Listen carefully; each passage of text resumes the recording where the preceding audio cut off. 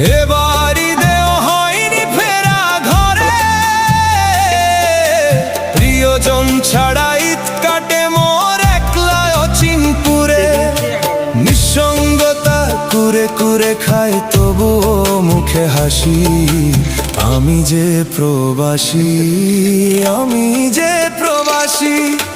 সবাই ভাবে প্রবাস মানে